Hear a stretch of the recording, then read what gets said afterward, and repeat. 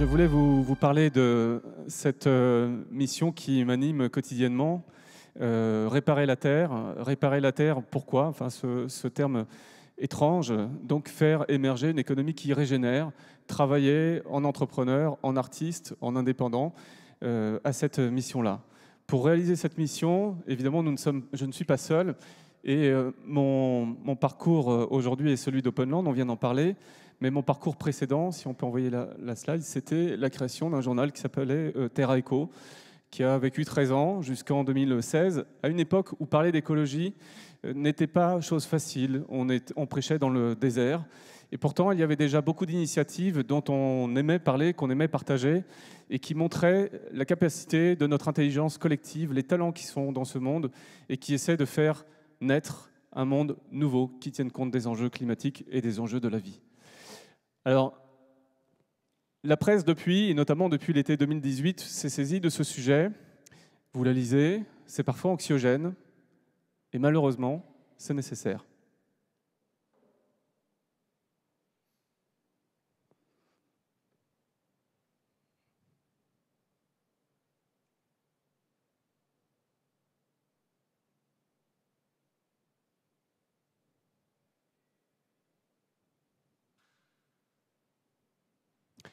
Ce qui se passe, c'est que la vie est en train de s'effondrer sous nos yeux. Bien sûr, nous n'y sommes plus indifférents. Nous l'avons été ou nous ne savions pas. Désormais, la 6e extinction de masse est lancée. Elle se produit à une vitesse vertigineuse. Les scientifiques sont inquiets, ils nous alertent.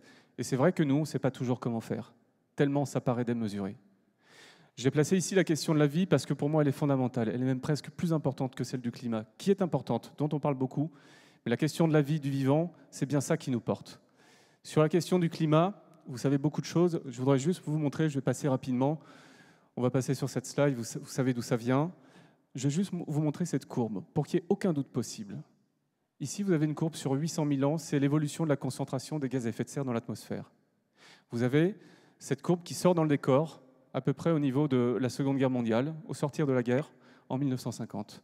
Tout en haut, là où nous sommes, la flèche, elle est à 415 parties par million. C'est la concentration de CO2 dans l'atmosphère au moment où je vous parle, à peu près. Les accords de Paris, qui ont été signés en 2015, disent qu'il faudrait retourner à la flèche rouge, retrouver une concentration de gaz à effet de serre dans l'atmosphère de CO2 de 350 parties par million. On y était en 1989, lors de la chute du mur de Berlin. Si vous avez 30 ans, vous êtes né à 350 ppm. Dit comme ça semble facile, mais en fait, c'est un défi immense de retourner à ce niveau de 350 ppm. Ça veut dire qu'il faut décarboner massivement nos économies, et malheureusement, nous n'avons pas encore commencé. Nous voyons aujourd'hui les stigmates, je ne vais pas revenir sur les détails, les 2 canicules que nous avons vécues consécutivement cet été, vous le savez comme moi. Plus inquiétant, c'est la perspective des années 2050. On est dans 31 ans, vous prenez votre âge, vous ajoutez 31 ans, vous vous imaginez dans ce monde où 2 étés sur 3, la canicule durera de quelques jours à 8 semaines d'affilée, avec des températures extrêmes pouvant aller jusqu'à 55 degrés dans l'est de la France. Ce n'est pas forcément le scénario qui interviendra. Les scientifiques nous disent qu'au rythme où nous allons aujourd'hui, c'est un scénario possible. Bien sûr, personne ne le souhaite. Alors comment faire? Comment faire? Et puisque là, on parle de médias, puisque j'ai eu ce passé d'éditeur de presse, de journaliste, de presque, j'allais dire, avec d'autres, lanceurs d'alerte. Je mets des guillemets parce que les vrais lanceurs d'alerte, eux, ils mettent leur vie en péril, ce qui ne fut pas mon cas. Mais avec d'autres, parfois, il a fallu batailler et prêcher dans le désert. Aujourd'hui, que nous savons, je pense qu'il faut à la fois considérer la science, considérer l'échelle des enjeux qui est celle à laquelle nous faisons face, ne pas se raconter d'histoires. Et en même temps, nous raconter de vraies histoires de gens qui essaient de changer les choses. Et pour commencer, nous raccrocher à ce dont nous venons, là où nous sommes, sous vos pieds, sous vos fesses, vous qui êtes assis, cette planète dont nous avons pris conscience avec cette grande photo en 1972, prise à l'occasion de la mission Apollo 17, la dernière mission du nom.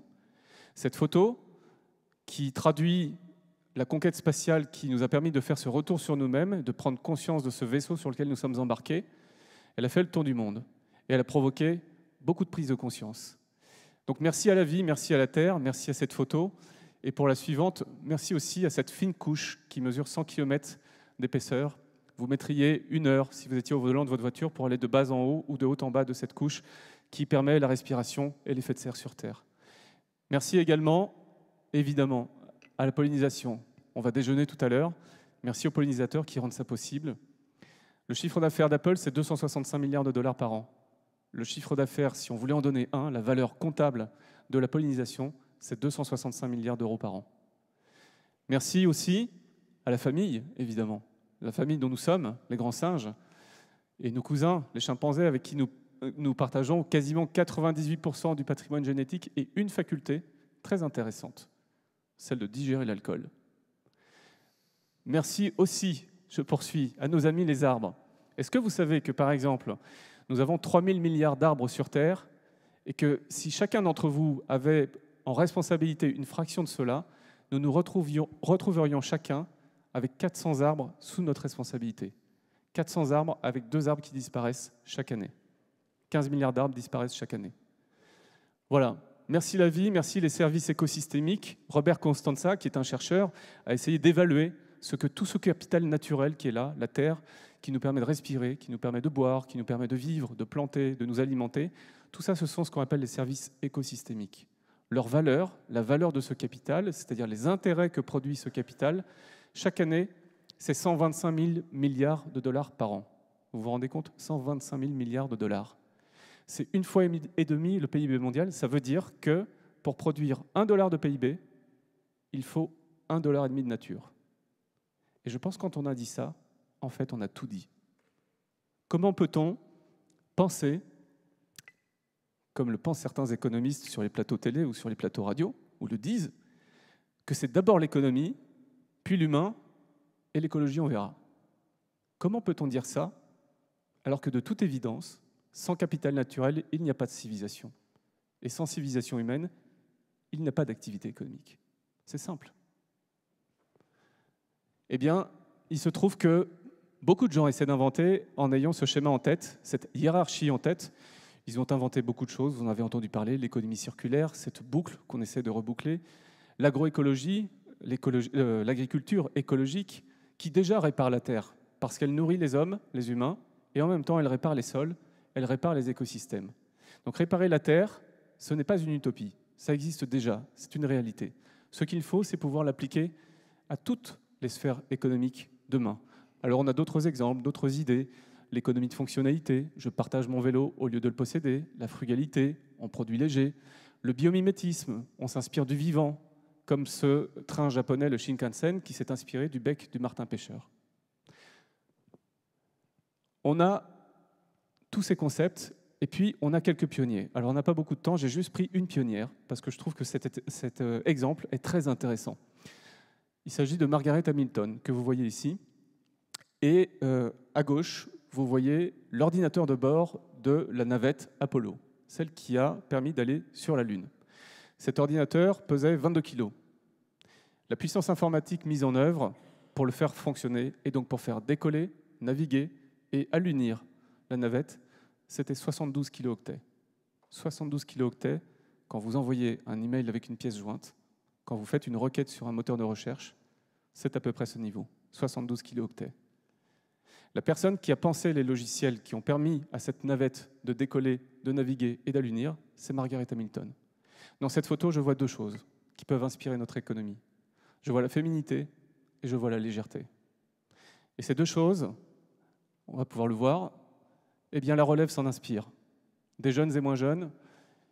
Dans la techno, par exemple, on avance. Voilà, ici, Bas Van Abel, vous connaissez peut-être le Fairphone, ce téléphone qui fonctionne, qui est plutôt imbriqué comme un ensemble de Lego, une quarantaine de pièces qu'on peut réparer les unes après les autres.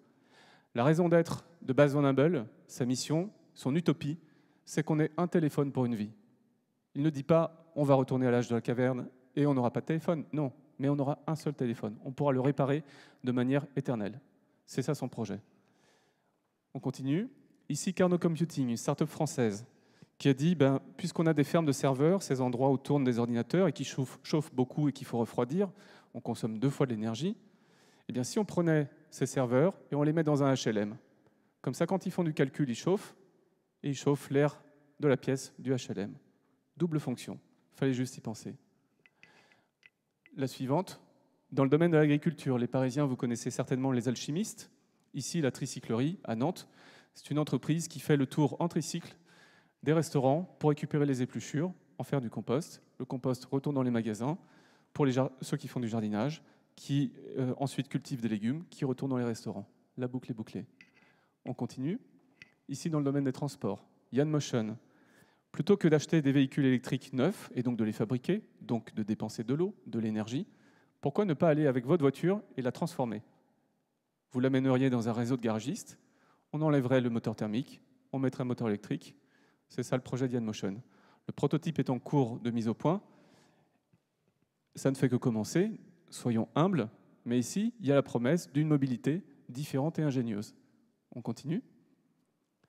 Dans le domaine de la mode, Veja vient d'inventer une basket sans pétrole, biosourcée, avec des matériaux végétaux et des éléments issus du plastique recyclé. Plus de pétrole dans la chaussure. Je continue. Ici, dans le domaine de l'habitat.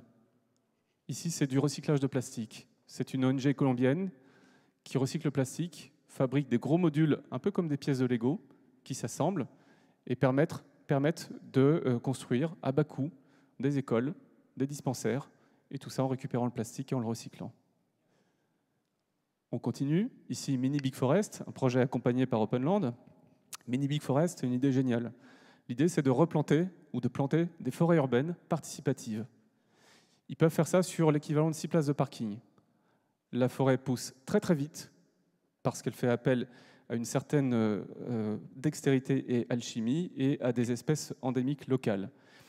Et surtout, elle est participative, c'est-à-dire que dans une entreprise, les salariés, dans un quartier, les voisins, dans une administration, les agents vont se mettre ensemble pour planter des forêts en ville, pour climatiser les villes et pour recréer de la biodiversité.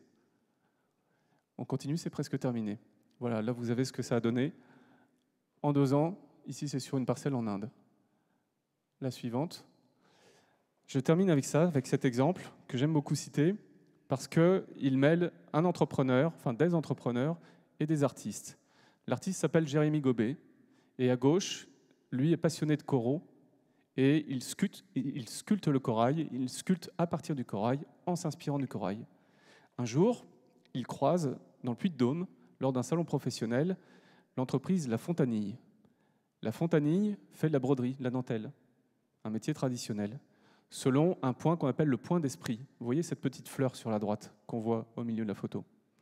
Jérémy Gobet observe ça et remarque que la structure du point d'esprit est très proche de la structure cellulaire du corail. Alors il propose un projet artistique qui devient un projet de recherche-développement avec le Muséum d'histoire naturelle. L'idée est la suivante, ce serait que la Fontanille puisse broder des tuteurs en papier biodégradable et solide, des tuteurs qui eux-mêmes accueilleraient des boutures de coraux. Car lorsque le corail est bouturé, il repousse très très vite. Voilà comment une entreprise, sous l'impulsion d'un artiste, pourrait créer un deuxième métier auquel elle ne songeait même pas, qui consiste à fournir aux programmes internationaux de reconstruction de la barrière de corail ces tuteurs, ces outils dont on a besoin pour réparer la mer et pour réparer la terre. Alors, en conclusion, je voudrais vous dire d'abord qu'un autre récit est possible, ça je l'ai dit, et je le dis aussi à l'adresse des médias. Il y a beaucoup de choses à raconter, si on peut continuer. Mais surtout, on a un choix à faire aujourd'hui. On a un choix qui est de se dire, est-ce qu'on continue d'avoir une économie qui extrait l'attention, qui extrait les données, si on peut, voilà, merci, l'énergie, les ressources, une économie de compétition uniquement et une économie patrimoniale.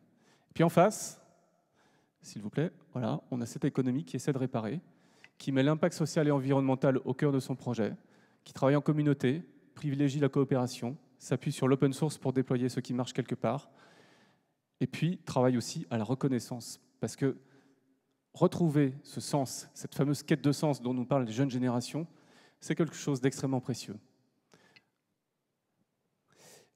Pour conclure, je voudrais vous proposer juste une petite chose, vous qui êtes dans la salle et puis ceux qui regardent peut-être. Je vais vous demander de poser vos téléphones portables si vous les avez en main et juste de tendre la main devant vous, comme ça. Soyez pas timide. Regardez cette main, faites-la pivoter. Voilà, travaillez vos doigts, le pouce opposé, le pouce préhenseur. Vous savez de quand ça date, ça, la main? 5 millions d'années. On a hérité nos mains d'il y a 5 millions d'années. Et avec ça, on a façonné le monde. On a fait de magnifiques choses. On en a fait aussi quelques-unes qui sont assez regrettables. Mais moi, je me concentre sur les belles choses. Je vais vous citer des noms. Vasco da Gama et ses mains d'explorateur. Gutenberg et ses mains qui ont inventé l'imprimerie. Marie Curie, ses mains qui ont inventé la radioactivité. Simone de Beauvoir qui a écrit Le deuxième sexe avec ses mains. Margaret Hamilton, qui a travaillé au programme spatial américain.